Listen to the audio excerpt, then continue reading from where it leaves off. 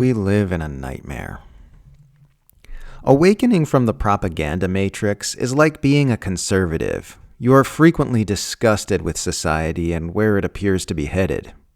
But unlike a conservative, you're disgusted by actual problems instead of imaginary nonsense. Also, unlike a conservative, your problem is not with relatively new societal developments like recent immigration waves and LGBTQ acceptance.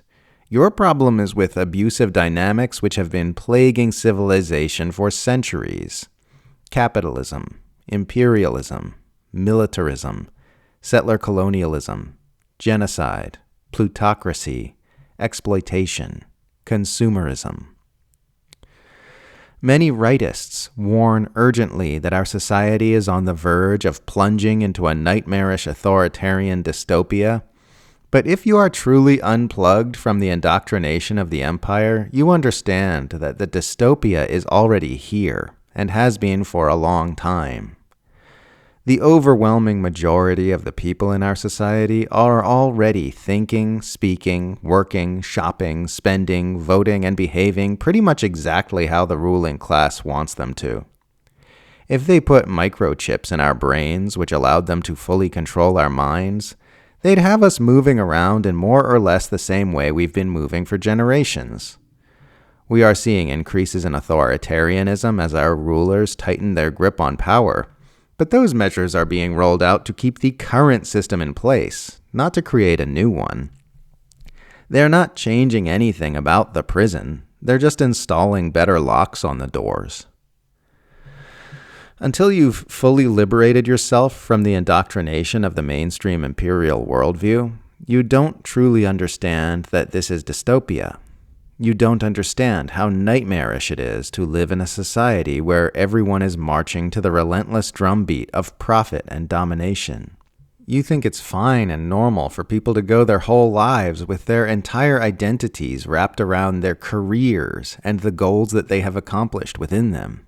You don't notice anything amiss with the way human lives are being psychologically shaped by propaganda and advertising to make them identify primarily as workers and consumers, and for them to be imprisoned or made homeless if they can't or won't be hammered into those shapes. When you're still plugged into the imperial worldview, you don't think much about the horrors your government is unleashing upon people in other countries. If you think about politics at all, foreign policy is just one of many issues of consideration and is much less worthy of your attention than whatever hot partisan topic is being pushed in mainstream discourse on any given day. When you take the blinders off, you're not able to ignore that stuff anymore. You're acutely aware that unfathomable suffering is always being unleashed by your rulers upon foreigners whose lives matter just as much as yours does, and that atrocities are being inflicted in your name which are just as horrific as they would be if they were happening in your neighborhood. These things disgust and outrage you. This whole dystopia does.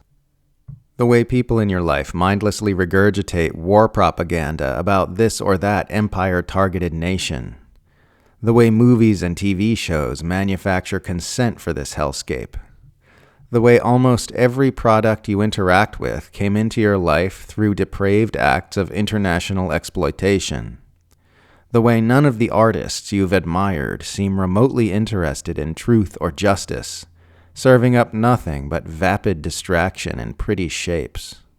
The elections, the advertising, the phoniness, the way everyone's always running around in circles, frenetically trying to avoid experiencing even one single moment of true sincerity. It looks more and more unwholesome the more lucid you become.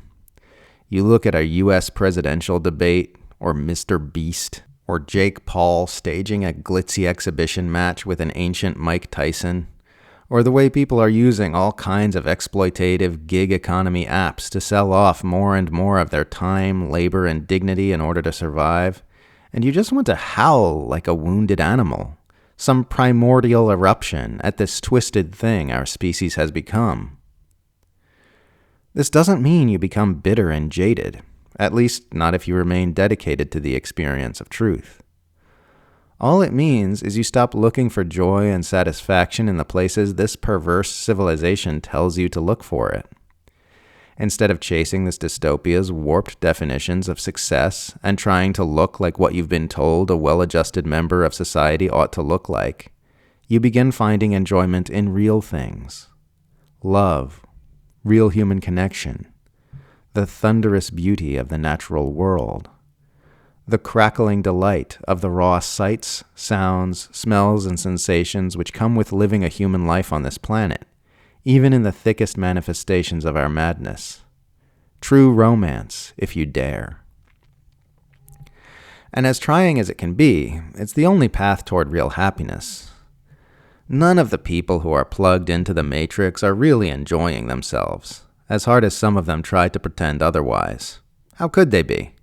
It's impossible to be truly happy when deep down you know something's profoundly wrong.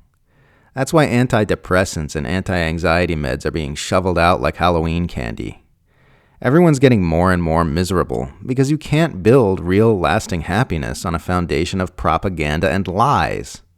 The products never satisfy, the false definitions of success never deliver fulfillment, the toil never ends, and the cognitive dissonance grows stronger and stronger. A devotion to truth can get ugly. It can get uncomfortable. It's sometimes downright agonizing, but it's the only path toward a healthy world. We can only begin moving toward health by facing the truth, as unpleasant as it might be. Our future, as a conscious species, lies on the other side of some confrontations that take us way outside our comfort zones. We come to nirvana by way of samsara.